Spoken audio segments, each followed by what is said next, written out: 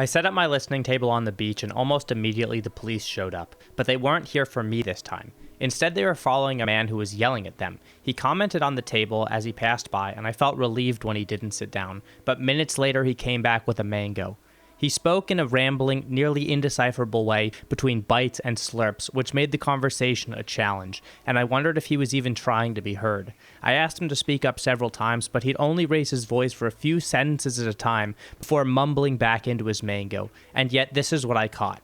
He said he didn't want to go back to prison. He didn't want to be around people who were bad influences. He was glad the police didn't search him and take away his knife. He said someone called the police on him because he was making jokes in public about another man and his wife.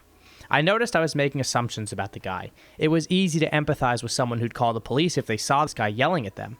Harder to empathize with the guy, but I wanted to find a way to do it without trying to understand more about his situation.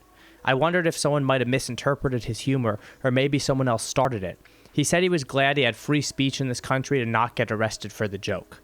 After he left, I noticed I felt relief again. I could tell I was uncomfortable with his mannerisms, the police involvement, the knife possession, and all that made it challenging to be present. I tried to rely on the knowledge that he was just trying to put himself in a position to thrive by getting away from bad influences, and that helped me see his humanity with love. Maybe next time I'll be able to connect better. Until then, thanks for listening and have a great listening day.